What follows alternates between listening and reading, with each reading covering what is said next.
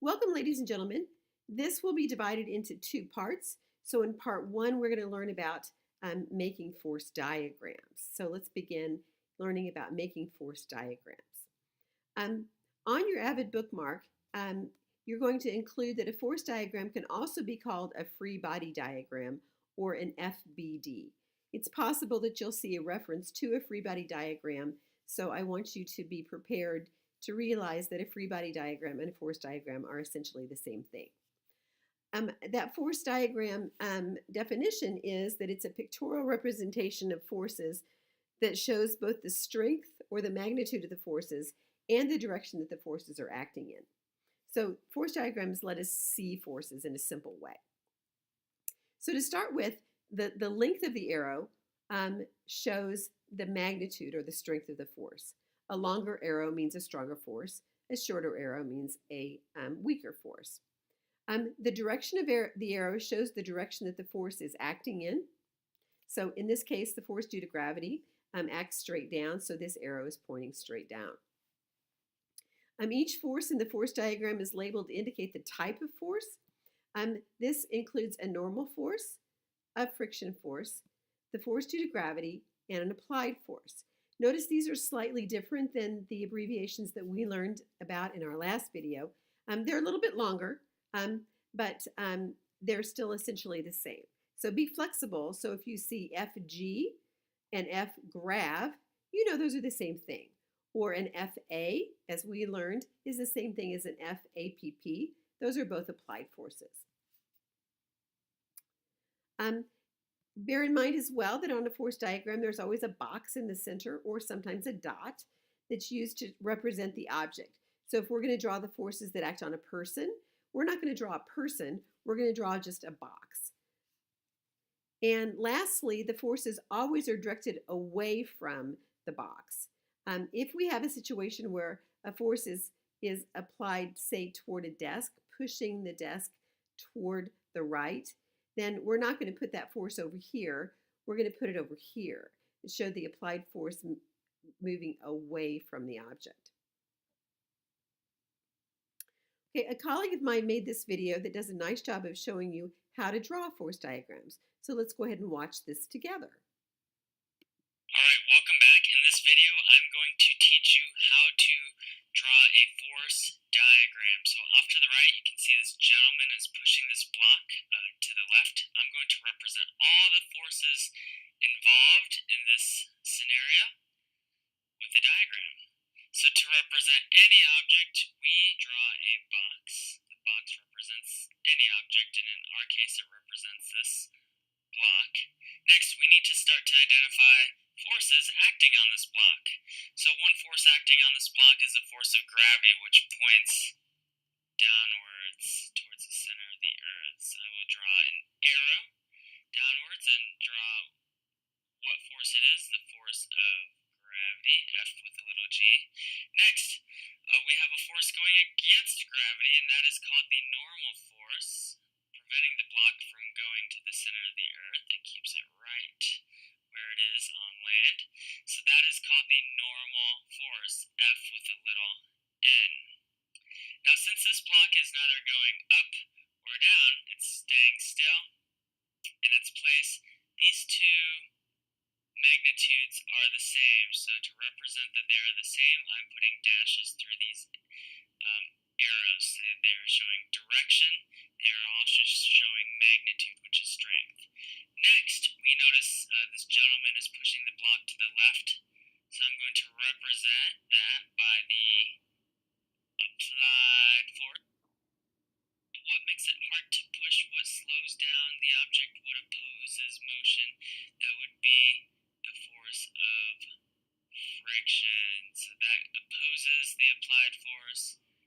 F sub F stands for force of friction. And those two, in our case, are balanced because the object is not accelerating. It is moving at a constant velocity. So here you go. We represented all the forces on the object in a nice and easy to read force diagram showing both magnitude, strength, and direction. Thank you. right, ladies and gentlemen, let's do some force diagram examples. This one shows a set of books that's sitting on a table. So we want to draw a force diagram for this set of books. So when you draw a force diagram, you always need to be very clear about what object you're representing in the force diagram. So the force diagram we're doing is for this book, this set of books. So clearly the books have a weight. So there's a force due to gravity vector pointing down. And since the books aren't falling, the table is supporting the weight of the books. So when we have a surface that supports an object or provides a force, then that surface, the support force from that surface is called a normal force. So that's why we have Fn coming back up the other way. These two forces are the same magnitude. So as shown in the last part of the video, these hash marks or congruency marks indicate that these are the same magnitude. It's very difficult when we draw force diagrams by hand to draw those vectors exactly the same length. So by putting in these congruency marks, we've communicated that we intend for those to be the same length. So that's a really important thing to do when you're drawing force diagrams and you have vectors of equal magnitude. Let's look back over here on the stack of books, and we realize that if we add up the weight of all of these books, then we know that the force due to gravity, or the weight of this stack of books, is 30 newtons. So we can record that on this force diagram and indicate that we have a weight of 30 newtons acting down and a normal force supporting the books on the table of 30 newtons acting up. These forces are balanced. So that means that there's no acceleration for the stack of books. The forces are balanced. Next, we have a force diagram for the gymnast that is on the rings. And he's motionless and supported by two ropes. So if we do the force diagram on the gymnast and the bar, considering his arms across here as the bar, then we always have to begin our force diagram with an FG vector or a weight. Here's a little tip for you, ladies and gentlemen. Every single force diagram you ever draw will always start with an FG vector acting straight down. So you're always going to be dealing with an object with mass that has a weight. So every force diagram will begin with this FG vector acting down. So in this case, the thing that is preventing the gymnast from falling is the tension in the two ropes acting upward. So this is the force diagram for the picture shown at the left. These two tension forces acting upward, if we added those together, they should be the same magnitude as this FG vector acting down. That's because we're considering this gymnast to be motionless, not moving up or down, so the forces should be balanced. These don't look particularly balanced. These look too short. That's why we sometimes have to put extra notation on here to show what we mean, because sometimes it's hard to show the actual magnitudes in a drawing. Okay, our third example. This shows a book that's being pushed with a rightward force that is accelerating toward the right. There is friction acting on the book, and we're going to neglect air resistance, and we want to do a free body diagram or a force diagram for the book. So the applied force is shown to the right. The friction force opposes motion to the left. The weight of the book and the normal force are balanced. So up and down, these forces are balanced. However, the side-to-side forces are not balanced. If we add the applied force and the friction force, we have more force in the applied force direction. So we're going to have a net force in the direction of the larger force, in this case, the applied force.